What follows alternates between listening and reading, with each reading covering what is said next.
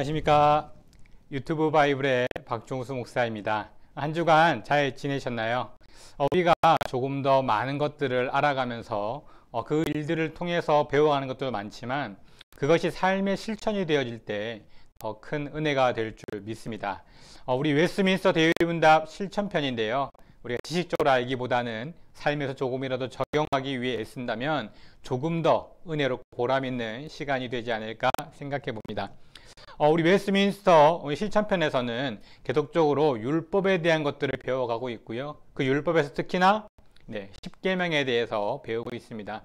지난 시간에는 1계명부터 4계명, 하나님과 우리와의 관계에 대해 알아보았다면 오늘은 5계명부터 10계명, 사람과 사람 사이에 이루어지는 여러 많은 것들에 대한 의미를 간단히 살펴보고 또 그것들을 우리 함께 나누어갈 수 있는 시간이 되었으면 좋겠습니다.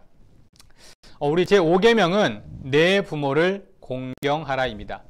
이 5계명은 굉장히 중요한 의미가 있습니다. 왜냐하면 하나님과 사람 그리고 사람과 사람과의 관계를 이어주는 역할을 하고 있는 것이 바로 5계명입니다.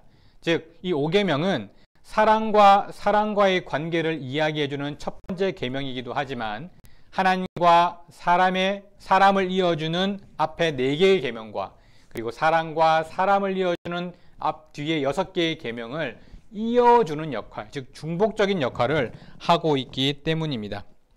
하나님께서는 이 5계명을 왜 중복해서 이야기하고 있는 것일까요? 그것은 바로 하나님의 섬김은 부모를 섬기는 것을 통해서 하나님의 섬김을 이루어가기 때문입니다. 우리는 하나님을 아버지라는 표현을 쓰게 됩니다. 즉, 우리가 부모를 섬기고 부모 앞에 행하는 그 일들이 하나님을 섬기고 하나님 앞에 나아가는 일과 같은 모습이기 때문입니다. 하나님을 섬기는 것은 이웃을 섬기는 동전의 양면과 같은데요. 이 두 가지를 이어주는 것이 바로 5계명인 부모를 섬기는 것입니다. 즉, 우리의 삶 가운데에서 하나님과 부모님을 동일시하는 것이 아니라 하나님께 하는 것을 하기 위해서는 내가 부모님께 그와 같은 모습이 될 수 있어야 하는 것입니다. 성경에서는 이 이야기를 눈에 보이는 부모에게 행하지 못하면 눈에 보이지 않는 하나님께도 할 수 없다라는 표현을 쓰기도 합니다. 독일의 성경신학자인 침 멀리라는 사람은 이 제5계명을 자신의 근본을 잊지 말라라는 계명으로 해석하고 있습니다. 그것은 왜 그러냐면 생명의 창조자이신 하나님은 부모님을 통해 우리를 이 땅에 창조하셨다. 따라서 부모님은 하나님의 창조 사역의 동역자이다 라고 이야기합니다. 공경하다는 히브리어의 키베드는 공손하게 우리가 섬기는 그와 같은 뜻을 이야기하고 있습니다. 즉, 누구에게 무게를 두고 누구를 중요한 부분으로 대한다는 의미인데요. 그것은 바로 내가 부모에게 그 의미를 두고 부모를 중요하게 대한다는 뜻으로 이야기할 수 있습니다. 쉽게 이야기하면 부모님을 가볍게 여기지 말라는 뜻입니다. 부모님을 중요하게 대하라는 것이죠. 정신적인 공경뿐만 아니라 물질적인 부분에 있어서 부모님을 돕는 것까지도 이야기하고 있는 것입니다. 주목할 점은 인간과의 관계를 다루는 계명들 가운데에서도 오직 이 5계명만이 유일하게 약속이 붙어 있는데요. 내 부모를 공경하라 그리하면 내 하나님 여호와가 내게 준 땅에서 내 생명이 길리라. 결론적으로 이야기하면 이 2계명에서 2가지의 의미를 배울 수가 있는데요. 바로 첫째는 이 카베드의 동사는 마음의 존경과 물질적인 돌봄이 있다라는 것을 이야기해 주고요. 두 번째는 하나님의 공경과 부모의 공경을 같은 모습으로 본다라는 것입니다. 즉, 우리의 창조주 되신 하나님 아버지, 그리고 이 땅에 살아가는 나의 부모님인 아버지와 어머니, 그 두 부분을 내가 제대로 이루어가기 위해서는 눈에 보이는 부모님을 먼저 공경할 수 있어야 한다는 것입니다. 이것이 바로 부모를 공경하라는 의미입니다. 단순히 눈에 보이는 부모님의 공경을 넘어서 하나님 아버지 대신 내가 그 하나님을 공경할 수 있는 그와 같은 모습을 보여줄 수 있는 것이 부모의 공경이라는 것이죠. 그것이 바로 5계명입니다. 6계명은 살인하지 말라입니다. 살인하지 말라. 구약성경에서 나오는 살인하다란 뜻을 히브리어의 동사에서는요, 세 가지로 그 의미를 해석하고 있는데, 첫 번째는 평화를 지키기 위한 전쟁에서 사람을 죽이는 일, 둘째는 사형 선고를 내리는 경우, 셋째는 인간의 생명을 위해 동물을 식용으로 사용하는 경우, 이와 같은 경우는 살인에서 제합니다. 즉 이것은 살인이 아니라는 이야기죠. 즉 살인은 불법적인 죽음이나 불필요한 죽음을 이야기하는 것입니다. 바로 이와 같은 것을 금지하는데 이 계명의 진정한 의도는 공동체의 평화와 질서를 지키기 위해서 이웃의 생명을 보호하는 데 있습니다. 이것은 좀 더 나아가서 어떤 의미가 있냐면 모든 생명은 하나님께 있다는 것입니다. 즉 내가 그 생명을 죽이고 살리는 것이 아니라 모든 생명을 죽이고 살리는 것은 하나님께 속한 것이라는 것을 믿어야 한다는 뜻을 가지고 있습니다. 인간의 생명 안에는 하나님의 생명이 깃들어져 있습니다. 즉 그렇기 때문에 생명을 가볍게 여기거나 소홀히 여겨서는 안 된다는 의미를 가지고 있는 것입니다. 생명은 하나님께서 우리에게 잠시 맡겨두신 것입니다. 사람을 죽이는 것만이 살인은 아닙니다. 여러 의미에서 성경은 살인에 대해 이야기하고 있는데요. 우리가 그 살인에 대해 잠시 살펴본다면 인간 사회 안에서 사람의 생존을 위협하거나 방해하는 행동들이 살인의 행위가 되어질 수 있다는 것입니다. 살아갈 희망을 잃게 하는 것 또한 간접살인에 해당한다는 것이죠. 또한 환경과 생태계의 개발이라는 명목으로 경제적인 이유로 훼손하는 것, 그 자연을 훼손하는 것 또한 생명을 소홀히 여기는 것이지만 그것으로 인해서 후손들의 생명을 위협하는 것 또한 생명을 소홀히 여기는 것이 된다는 것입니다. 또한 돈, 지위, 권세로 타인을 괴롭히는 것 또한 살인행위가 되어질 수 있습니다. 성경에서는 이러한 것들이 살인과 다름없다라고 분명하게 말하는데요. 예수님은 형제에게 성내는 것 또한 살인이라고 이야기하셨고 분노나 언어폭력 또한 살인이라고 말씀하셨습니다. 즉 실제로 사람을 죽이는 것뿐만 아니라 죽음에 이르게 하는 여러 많은 행위들 또한 살인이 되어질 수 있다는 것입니다. 그렇기에 우리는 이것을 조심해야 됩니다. 제6계명은 인간의 생명이 하나님께 있다는 것을 분명하게 이야기해 주고 있습니다. 7계명은 간음하지 말라입니다. 간음하지 말라. 간음은 이미 결혼한 남의 아내와 성적인 관계를 맺는 것이죠. 따라서 간음은 거룩한 결혼과 가정을 위협하는 중대한 죄가 됩니다. 결혼과 가정은 하나님께서 우리에게 주신 선물입니다. 아담과 하와를 통해서 결혼과 가정을 말씀하셨는데 이것은 사람에게 첫 번째로 주신 선물이고 또 그것은 하나님의 축복이었습니다. 그런데 간음은 이와 같은 하나님의 선물과 또 이런 축복을 무너뜨리는 그러한 중대한 죄라는 것입니다. 즉 이스라엘 백성에게 성윤리보다는 순수한 가문의 보존이 중요했기에 간음을 엄격하게 금지하고 계셨던 것입니다. 마태복음 7장에서 예수님은 제7계명을 보다 엄격하게 재해석하시는데요. 간음하는 행위뿐만 아니라 그것을 생각하며 마음으로 원하는 것조차도 간음이라고 그렇게 말씀하고 계십니다. 남녀 간의 사랑, 또 그 안에서 부부 간의 사랑은 너무나 거룩한 것입니다. 그것은 하나님이 우리에게 허락하신 축복이기 때문입니다. 하지만 이것이 잘못된 모습으로 나타나면 간음이 되어지고 불륜이 되어지고 죄가 되어지는 것입니다. 또한 이것은 하나님이 우리에게 보셨을 때 굉장히 중대한 죄입니다. 바로 하나님이 주신 것을 파괴하는 일이기 때문입니다. 그렇기에 간음은 우리가 해서는 안 되는 그와 같은 죄임을 말씀하고 있는 것입니다. 8계명은 도둑질하지 말라입니다.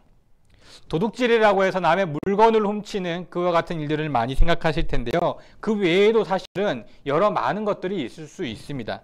예를 든다면 시간의 도둑질입니다.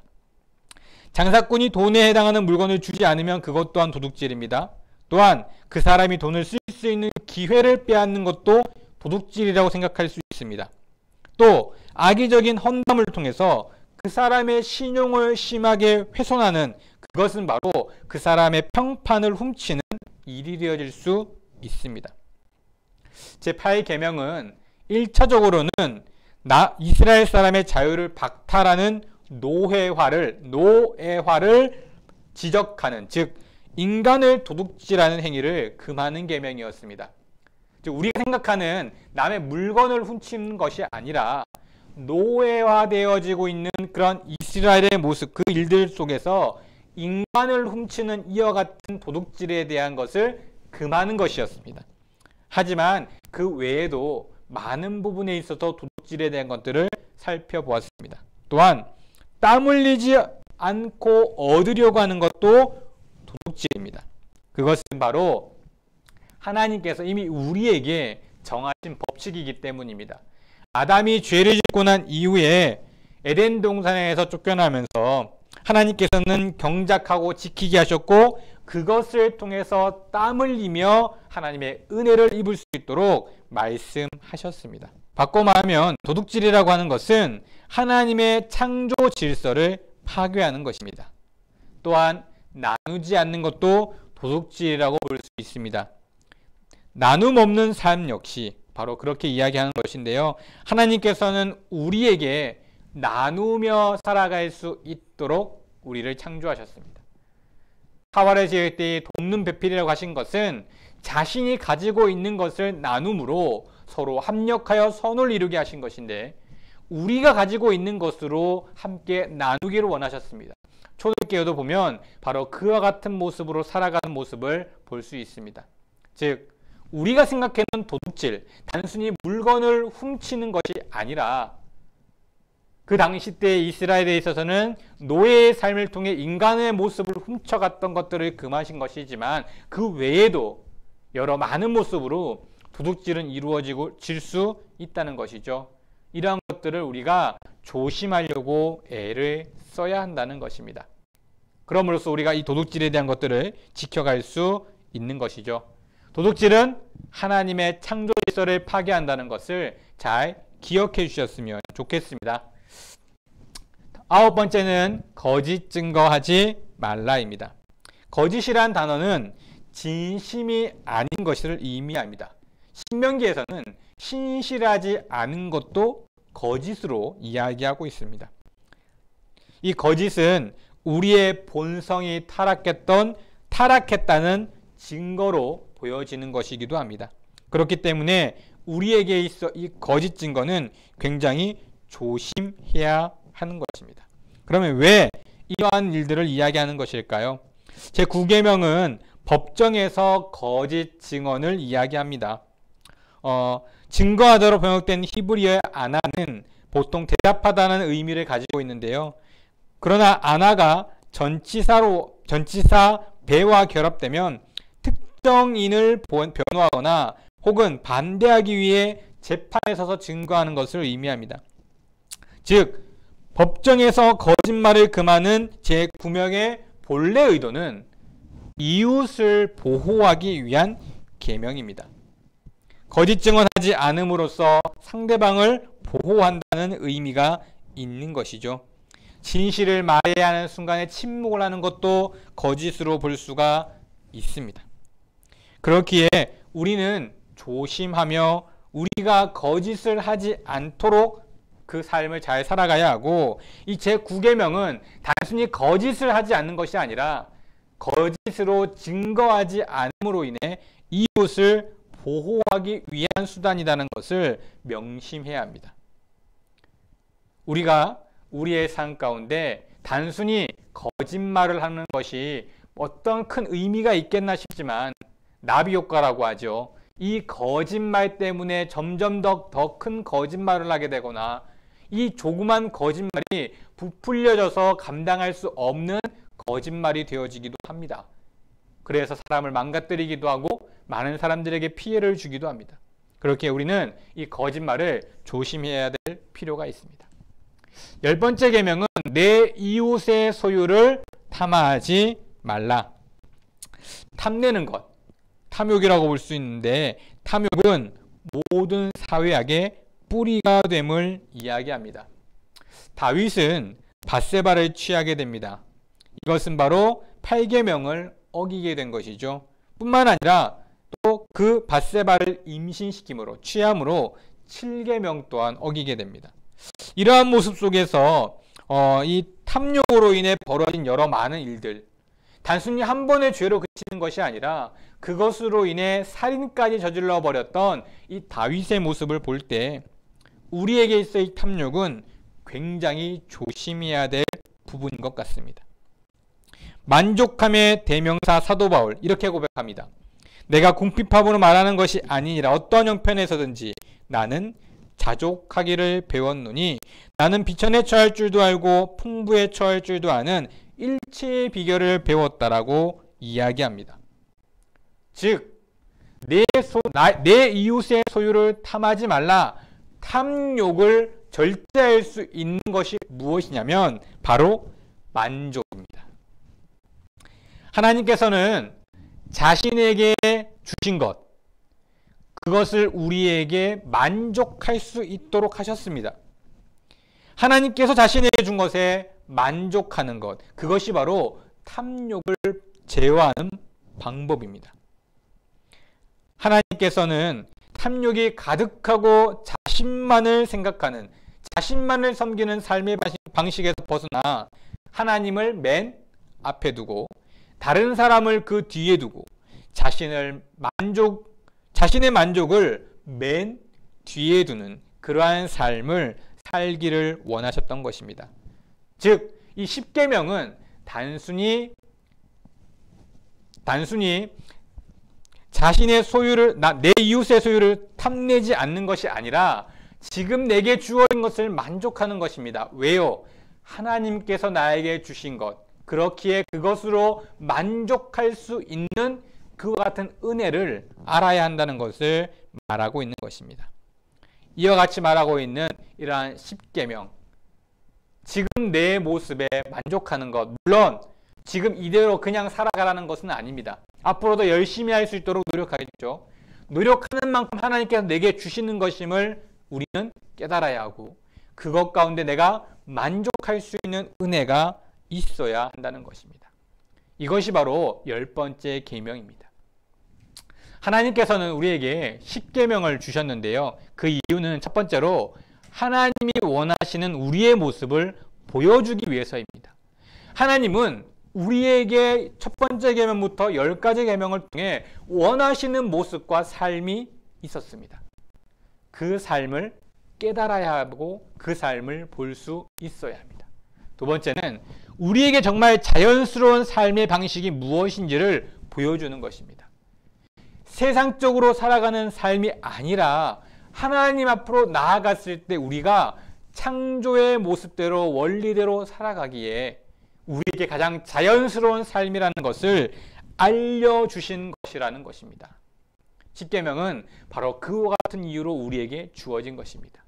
하나님이 원하시는 모습을 보여주고 그것이 우리에게 가장 자연스러운 삶의 방식이라는 것을 깨닫게 하시기 위해서입니다. 지난주에 4가지 계명과 오늘 6가지 계명을 통해서 총 10가지 계명을 간단히 살펴보았습니다.